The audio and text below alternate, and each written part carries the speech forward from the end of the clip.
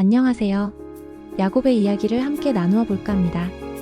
야곱의 삶은 속임수, 갈등으로 점철된 듯 보이지만 그 안에서 하나님의 놀라운 은혜와 섭리를 발견할 수 있습니다. 한 인간의 연약함에도 불구하고 하나님께서 어떻게 그를 통해 위대한 민족을 이루셨는지, 그의 여정을 따라가 보면서 우리 삶에도 어떤 교훈을 줄 수 있을지 함께 고민해 보겠습니다. 야곱의 이야기는 단순히 옛날 이야기가 아니라 오늘을 살아가는 우리에게도 깊은 울림을 주는 살아있는 메시지입니다. 지금부터 야곱의 흥미진진한 삶 속으로 들어가 보겠습니다. 야곱의 이야기는 그의 출생부터 범상치 않았습니다. 야곱은 이삭과 리브가 사이에서 태어난 쌍둥이 아들 중 동생입니다. 리브가가 임신했을 때 하나님께서는 두 국민이 내 태중에 있구나, 두 민족이 내 복중에서부터 나누이리라, 이 족속이 저 족속보다 강하겠고 큰 자가 어린 자를 섬기리라 하셨더라. 창세기 2523고 말씀하셨습니다. 이는 형 에서가 동생 야곱을 섬기게 될 것이라는 예언이었습니다.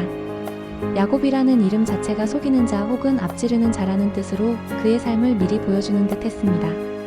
야곱과 에서, 이 쌍둥이 형제는 자라면서 확연히 다른 모습을 보였습니다. 에서는 사냥꾼으로 들에서 활동을 좋아했고 야곱은 조용한 성격으로 장막에 머물기를 즐겼습니다. 아버지 이삭은 에서를, 어머니 리브가는 야곱을 편애했습니다. 이러한 편애는 결국 형제 간의 갈등을 심화시키는 불씨가 됩니다. 이러한 배경 속에서 야곱은 형 에서의 장자권을 가로챕니다. 에서가 사냥에서 돌아와 배고픔에 지쳐 있을 때 야곱은 팥죽을 쓰고 있었습니다. 에서는 야곱에게 팥죽을 요구했고 야곱은 이를 빌미로 장자권을 팔 것을 요구했습니다. 야곱이 이르되 형의 장자의 명분을 오늘 내게 팔라. 에서가 이르되 내가 죽게 되었으니 장자의 명분이 내게 무엇이 유익하리요. 야곱이 이르되 오늘 내게 맹세하라. 에서가 맹세하고 장자의 명분을 야곱에게 판지라. 야곱이 떡과 팥죽을 에서에게 주매 에서가 먹으며 마시고 일어나 갔으니 에서가 장자의 명분을 가볍게 여김이었더라. 창세기 2531-34. 에서는 당장의 배고픔 때문에 장자권의 중요성을 너무나 쉽게 포기하고 말았습니다.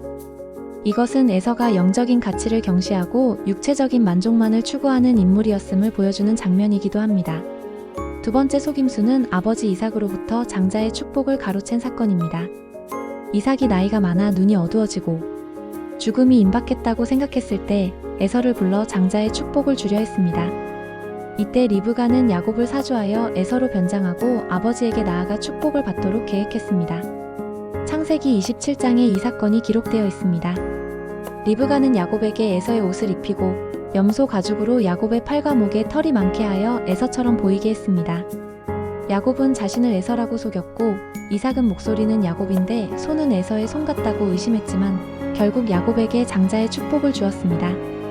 내 아들의 향취는 여호와께서 복 주신 밭의 향취로다. 하나님은 하늘의 이슬과 땅의 기름짐이며 풍성한 곡식과 포도주를 내게 주시기를 원하노라. 만민이 너를 섬기고 열국이 내게 굴복하리니 내가 형제들의 주가 되고 내 어머니의 아들들이 내게 굴복하며 너를 저주하는 자는 저주를 받고 너를 축복하는 자는 복을 받기를 원하노라. 창세기 2727-29. 이 축복은 대단히 중요한 것이었는데 바로 언약의 계승과 민족의 번성을 약속하는 것이었습니다. 이 사실을 뒤늦게 아내서는 격분하여 야곱을 죽이려 했습니다. 리브가는 야곱을 외삼촌 라반의 집으로 피신시켰고 야곱은 도피길에 오릅니다. 광야에서 돌베개를 베고 잠이 들었던 야곱은 꿈속에서 놀라운 환상을 보게 됩니다. 하늘에 닿은 사닥다리를 통해 하나님의 사자들이 오르락내리락하는 꿈이었습니다. 그리고 그 위에서 하나님께서 이렇게 말씀하셨습니다.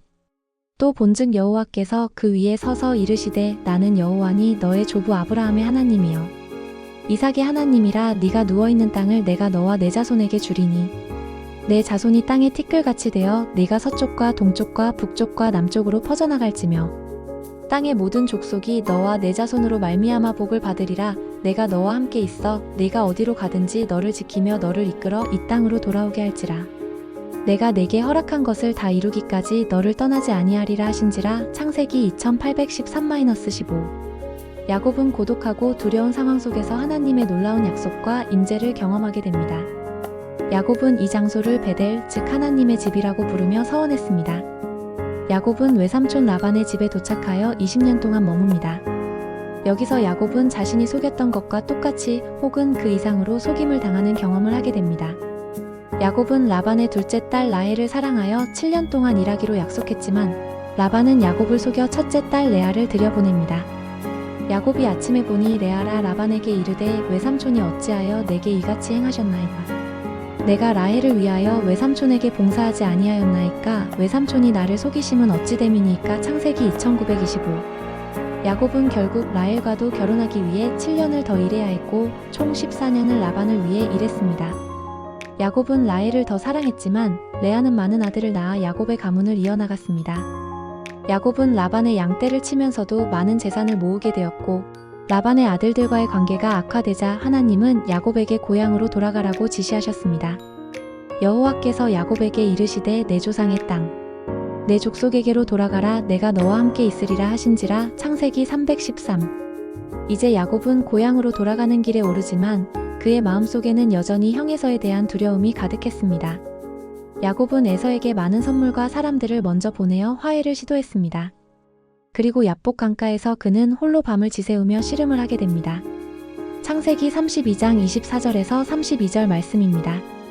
야곱이 홀로 남았더니 어떤 사람이 날이 새도록 야곱과 씨름하는지라. 그 사람이 자기가 야곱을 이기지 못함을 보고 야곱의 허벅지 관절을 치매 야곱의 허벅지 관절이 그 사람과 씨름할 때에 어긋났더라. 그 사람이 이르되 날이 새려하니 나로 가게 하라. 야곱이 이르되 당신이 내게 축복하지 아니하면 가게 하지 아니하겠나이다. 그 사람이 그에게 이르되 내 이름이 무엇이냐?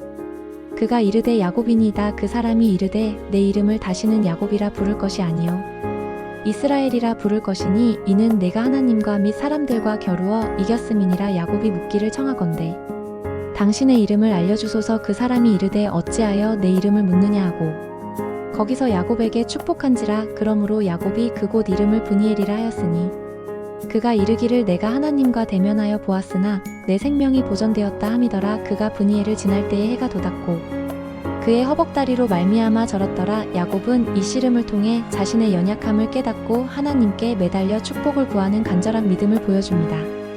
그리고 하나님께서는 그의 이름을 야곱에서 이스라엘로 바꾸어 주십니다.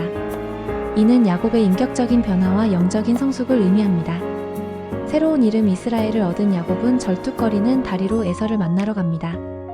야곱의 예상과는 달리 에서는 20년 전의 분노를 모두 잊은 듯 야곱을 따뜻하게 맞이합니다.